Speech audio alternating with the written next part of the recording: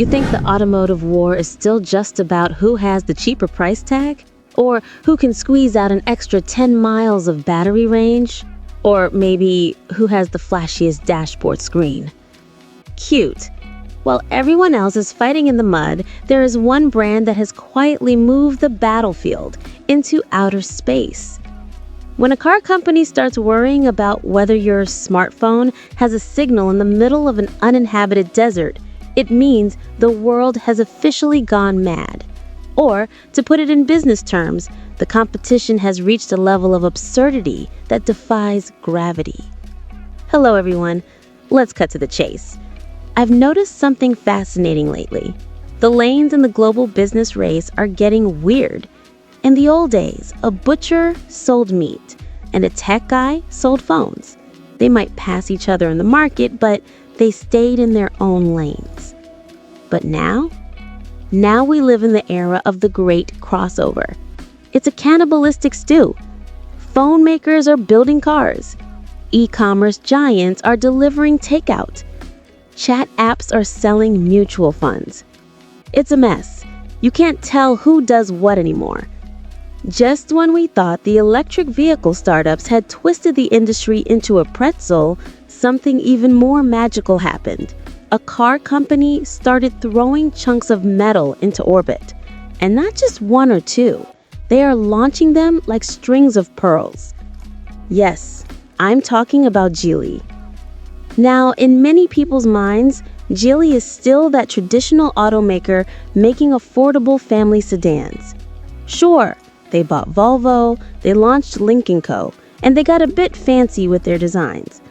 But what they're playing with now is outside the realm of traditional manufacturing. It's practically science fiction.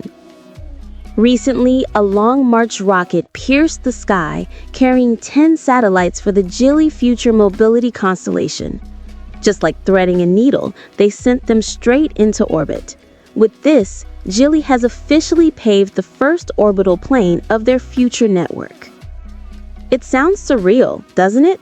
You almost expect the chairman Li Shufu to walk out in a spacesuit next, announcing that the new Zeekr EV features interstellar warp drive. But here is where the magic lies. A traditional car company isn't trying to squeeze a few more horsepower out of an engine. They aren't obsessing over shinier leather seats. Instead, they're picking a fight with Elon Musk. They're building their own version of Starlink. You heard me right. And they aren't just launching them for fireworks. They're using them. The new Geely Galaxy models and Zeekr cars are already equipped with satellite communication terminals. In the past, launching satellites was a game for superpowers, nations. Then came Musk, the cross-border madman, who slashed costs with reusable rockets and opened the door to commercial spaceflight. But even then, that's a game for tech titans and the chosen few.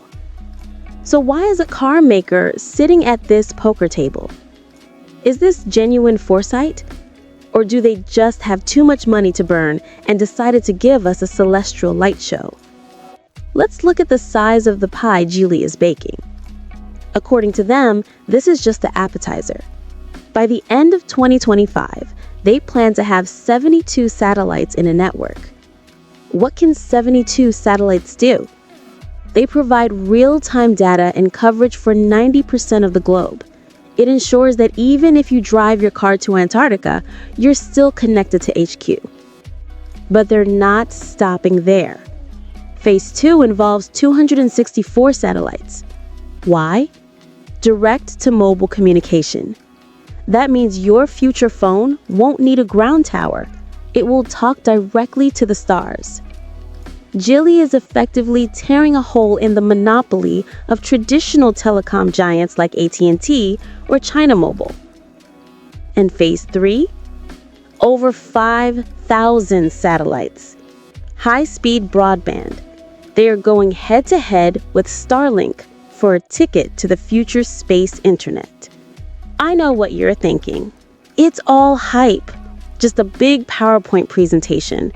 But the beauty of the business world is that behind every seemingly insane move, there is a cold, hard logic. Jilly isn't spending billions just so you can order a pizza in the Gobi Desert. Analytical, focusing on the why. Let's calculate their real abacus. Reason number 1, autonomous driving. Modern smart cars are just smartphones on wheels, and the heart of smart driving relies on 2 things: high-precision maps and real-time data. Your phone's GPS is accurate to within a few meters. That's fine for walking. But if a robo-taxi is off by 3 meters, it's driving on the sidewalk. It's fatal. Level 3 autonomous driving needs centimeter-level accuracy. Ground stations can't cover everything. You need eyes in the sky. And here is the kicker. You can buy this data from others, sure, but it's expensive. And more importantly, it means your throat is in someone else's hands. They can cut off your air supply at any moment. So what do? You build it yourself. You launch it yourself. You own the infrastructure. That is called strategic security. When other cars are confused about who am I, where am I, Geely's cars already know exactly which paint line on the highway they are driving over. That is a massive technical moat. Secondly, it's about a new business model. The traditional car business is a one-time deal. I sell you a metal box, you pay me, we say goodbye. Margins are thin, growth is dead. But look at Tesla. Is it a car company? No, it's an energy company, a software company. The car is just the hardware carrier. The money is in the software, the charging network, the ecosystem. Geely has realized this. Selling cars is fighting in a red ocean of blood. They need to jump out. Launching satellites is a classic dimensional strike, attacking from a higher dimension. When competitors brag about 0 to 60 times, Geely says, my car never loses signal anywhere on Earth. When competitors brag about 4K screens, Geely says, my car has centimeter-level space positioning. The perceived value is completely different. Even deeper, once this network is built, it's an open platform. Does a logistics company need to track trucks globally? Pay Geely. Do ships and planes need ocean coverage? Pay Geely. Geely transforms from a manufacturer into a global telecom operator. The car becomes just the first user of this massive network. It's the Amazon strategy. Amazon started as an online bookstore. To sell books, they built a massive cloud system. Then they realized, hey, renting this computer power to others is more profitable than selling books.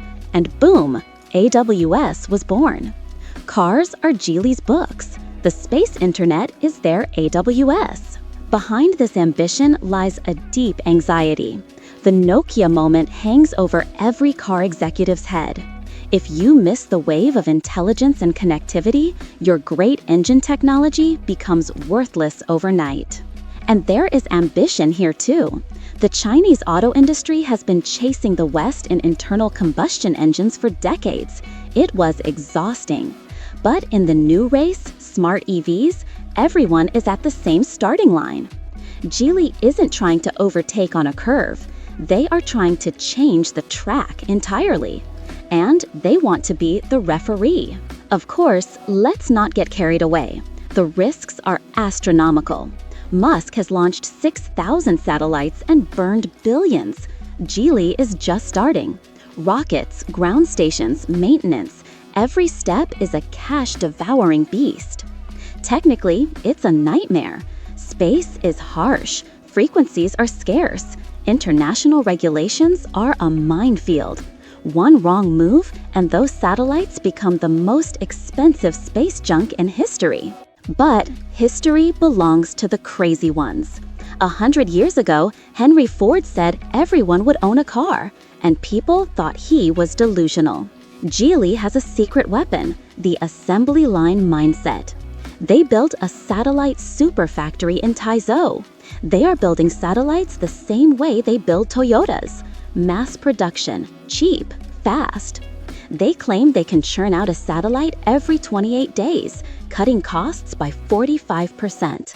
This is the power of manufacturing applied to aerospace. So, when a car company looks up at the stars, don't laugh. They aren't just looking for poetry.